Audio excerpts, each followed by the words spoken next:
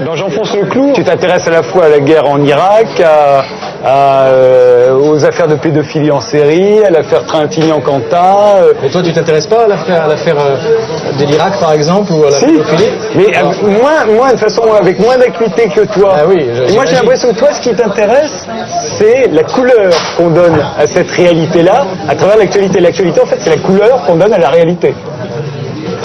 Toi, comment tu fais pour t'informer? Je suis obligé de lire plusieurs journaux. J'essaye de faire la part de ce qui est dicté par l'idéologie, la morale. Comment tu fais? Comment tu procèdes pour faire la part de tout ça, justement? Est-ce que tu as le temps d'abord? Non, j'ai pas le temps, donc c'est l'intuition. Où tu vois qu'on nous ment, par exemple? J'ai l'impression que quand on nous parle des terroristes irakiens et qu'on assiste beaucoup sur les attentats aveugles qu'ils commettent, en fait, ils ne sont pas aveugles du tout, ces attentats. On veut que les attentats soient aveugles parce que comme ça, ce sont des terroristes. Si on reconnaissait que les attentats sont ciblés, et à mon avis ils le sont, on sera obligé de les appeler des résistants. Voilà. Et évidemment, pour le monde occidental en général, c'est embêtant. Le combat, il est simple, il est entre la justice et l'injustice. Et entre l'Empire et ceux qui résistent à l'Empire. Comment tu justifies ton comportement dans la vie de tous les jours en ayant, d'après ce que tu me dis, compris que le combat n'était pas aussi simple entre des vilains terroristes et des démocrates sans tâche? C'est que l'idéal des autres, de ceux qui sont en face, bien que je le respecte et que je le comprenne, n'est pas le mien. Et je ne peux pas accepter qu'ils triomphent. Voilà, donc tu es prêt à les abattre? Non, pas aujourd'hui, parce qu'aujourd'hui nous ne sommes pas dans un conflit, mais justement, Justement, c'est la guerre. Toi, tu crois que ça l'est depuis le 11 septembre? Ah oui, c'est la guerre, une guerre sans merci, et qui va se durcir entre nous. Peut-être qu'on va se retrouver dans des tranchées opposées tous les deux. Mais j'en suis sûr. On va être obligé de se tirer dessus. J'en suis sûr. Et jusqu'où va aller le monde? Donc c'est intéressant, parce que moi je n'ai pas changé.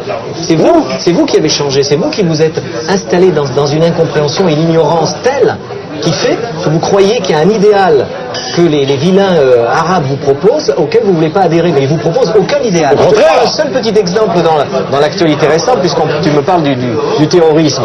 Est-ce que vous avez, vous, médiateur, est-ce que vous avez la curiosité d'écouter le message que Ben Laden a lancé au monde juste avant la réélection de Bush, pour être bien sûr d'ailleurs que cette grosse enflure soit réélue parce que ça l'arrange, bien sûr. Est-ce que vous avez entendu ce discours, qui est un discours d'une laïcité parfaite où il n'y a aucune religion?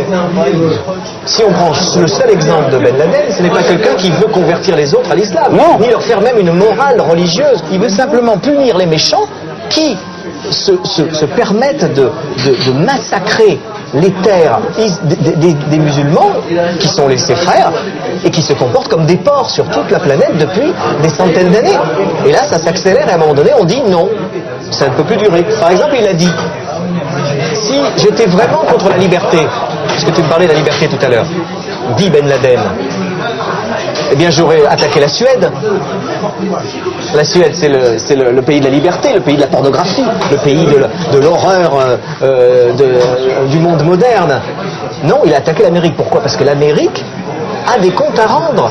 Mais pas seulement au peuple islamiste ou islamique ou musulman.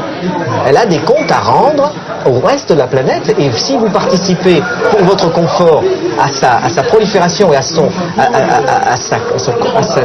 cette assurance qui va lui permettre d'être de plus en plus forte, eh bien pour moi, évidemment, vous êtes perdu. Il ne s'agit plus de comprendre un combat, il s'agit d'y participer. Tu y participes à ta façon, peut-être pas encore active au point de prendre les armes, mais ça va venir.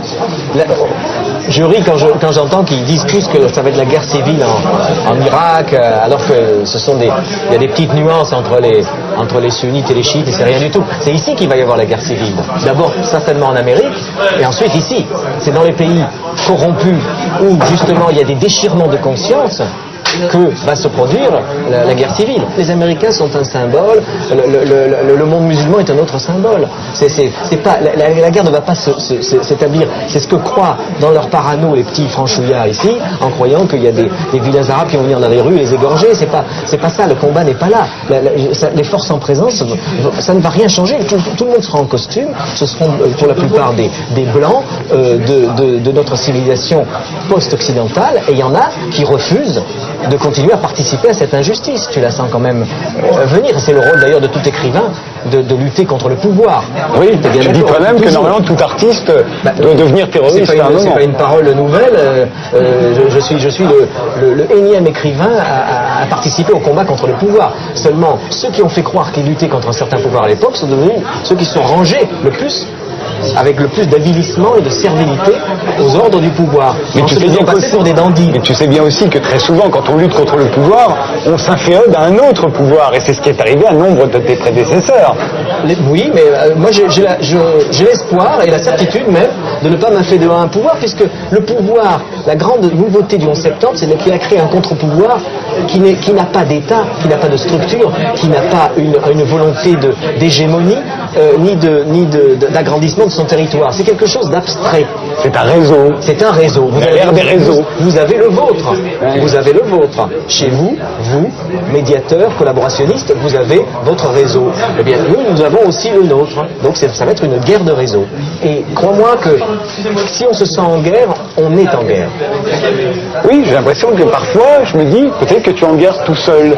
Mais non, justement, c'est ça, c'est la grande stratégie perverse du milieu, du système, de la grosse bête systématique, c'est de faire croire que celui qui est soutenu par des millions de gens derrière lui est le seul à penser ça. Alors il faudrait savoir où je suis un type isolé, un mystique dans son coin, et un fou qu'on laisse parler par bienveillance, ou alors je suis quelqu'un à la pointe, une figure de proue, si tu veux, d'un énorme bateau dans lequel ont embarqué beaucoup de gens qui en ont marre et qui ne peuvent plus supporter cette situation.